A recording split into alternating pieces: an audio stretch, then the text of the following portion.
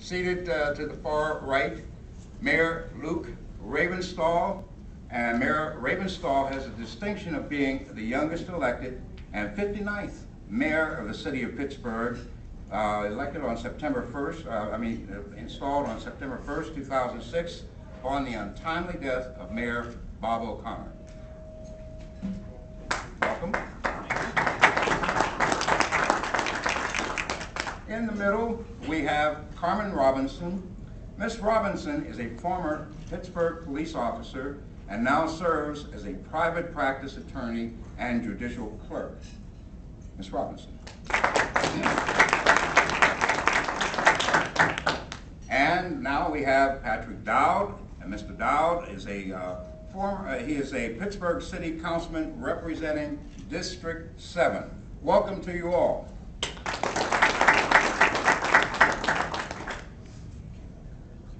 All right. The ground rules today are that, number one, we will have a 3-minute opening statement by each one of the candidates, and you will see at your seat there is a card at which you can fill out a question that you feel is pertinent or unasked tonight, and we'll be sure to try and include that question towards the close of this segment. Let us begin with the opening statement from the mayor. 3 minutes, please. And Sean, 3 minutes. Well, thank you, Rod, and thank you to Doris and the African American Chamber of Commerce for hosting this evening's mayoral forum. I'm honored to be here and happy to be here. I'm honored to be the mayor of this great city. I'm not used to having a full 3 minutes to introduce myself, so I'll go until you wave the flag at me.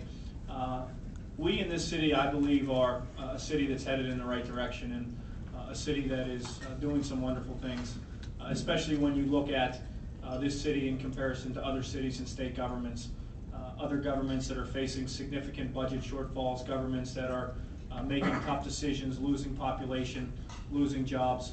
The situation in Pittsburgh is much different. And it's not just us talking about it here locally. I think what's been most exciting for me over the past 6 months or the past year is that we're receiving national accolades. So whether it's Forbes magazine, Time magazine, the New York Times, who seems to be repeatedly writing good stories about Pittsburgh, it shows us that by working together and doing good things, we can be a progressive city and we can be a city that people recognize as a place to be. So we're excited about that. And it's not by accident that we received these designations and we received these accolades.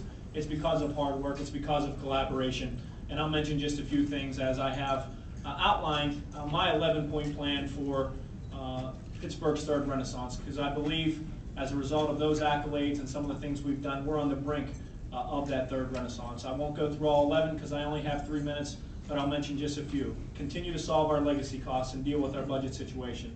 We're a city that today has $100 million in the savings account. We've stopped issuing debt. We're a city that's seen our bond rating upgraded 4 times in the past 2 years alone.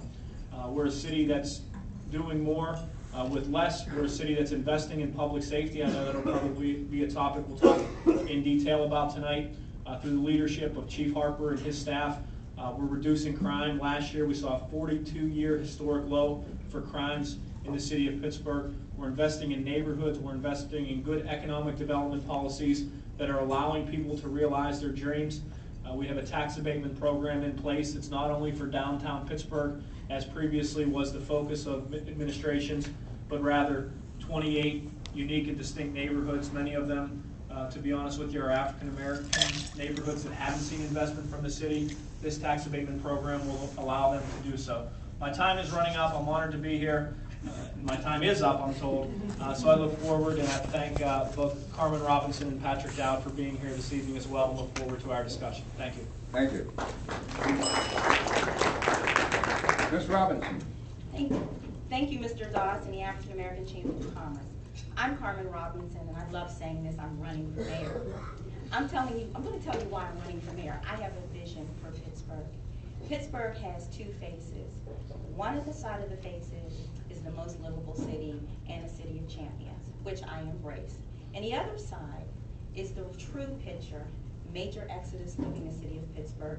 The city is in receivership.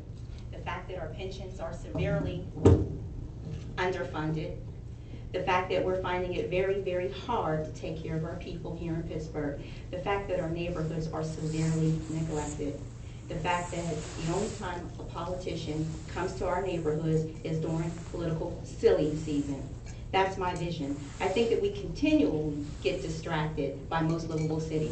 I don't understand how we became the most livable city, although I was proud. I think that the statistics aren't simply accurate. Maybe they are for certain parts of the city, but certainly not the neglected neighborhoods in the city. Now, I'd like to tell you that during this really historical moment that we need change. But I'm going to tell you that we need more than change. We need specific things to happen, not someone giving lip service to what President Barack Obama said.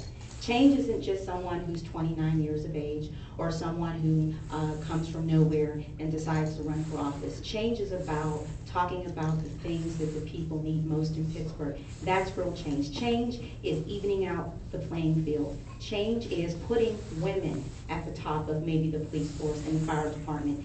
Change is having more than 11 firefighter women on the job. That's change. Change isn't talking about our cabinets and diversity, but where you look at some of the people in the office make $40,000 more in that cabinet than other people, and they happen to be African American or women.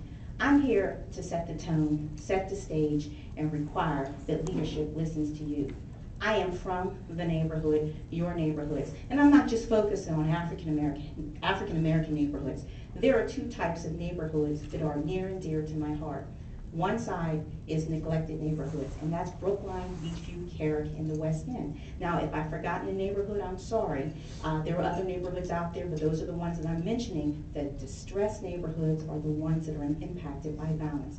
That is Homewood, Lincoln and Leamington, Larmer Avenue, parts of the Hill District, and parts of the North Side. And the reason why that's important is because violence is a preventable illness, and it costs the city billions of dollars. And our current leadership is only focused on throwing money at law enforcement and not focusing on the real problem, which is in our communities. We close down community centers. We do not have any activities, therefore no outlets for our students. We have 60% of African American males dropping out of high school. That's a problem. If you want to look at your violence problem, you can put your finger right there. Until your current leadership talks about that change, then there hasn't been change. And thank you. Thank you, Ms. Robinson. All right, let's hear now from Patrick Dow, please. Thank you, Mr. Dawson. Thanks to the Chamber for hosting us. I think it's a great opportunity for all of us to be here. Again, my name is Patrick Dowd, and I'm a candidate for mayor here in the city. I've been out knocking on doors since February, talking with folks across the city. We've heard over and over again from people at their doors several very clear messages. It's very clear whether we're talking to folks in one part of the city or another. They want three basic things. The first thing that we hear from folks is they want a city government that they can be proud of. I remember a woman telling me that, and I asked her, what exactly do you mean? And she said, I mean a city government that actually is going to fix the streets. I mean a city government that's actually going to take care of the parks. And so what she was describing, and what others have said when we asked them about this, what they meant was they wanted a city government that was going to serve them. They wanted a city government that was not designed to serve the elected officials, but rather that was going to serve the people. And the way that you do that, this isn't very exciting, it's not rocket science, it's pretty simple. You get focused on professional delivery of services. You set goals, you tell the people what those goals are, and you actually drive your administration, you drive your government to delivering those services. You deliver a professional city government. And I can talk very specifically, and have over the course of the campaign so far, about what that means. But basically, we're talking about professionalizing city services, making sure that we end the culture of pay-to-play politics that is the hallmark of this administration. So the first thing is to professionalize city government and make it one that we're proud of. The second thing that we've heard from young people and older people and people in the middle-aged group is that they want a mayor who's going to get focused on the economy of this city and the economy of this region. There are very specific things that we need to be doing to hold and attract businesses here in the city. We need to get focused on entrepreneurship and making sure that we go back to that long history that Pittsburgh had of entrepreneurship. Making sure that there are funds, not just in the URA, one of the least transparent and most politically oriented organizations, but rather that the city government's building partnerships with entities like Innovation Works and the Tech Council and others.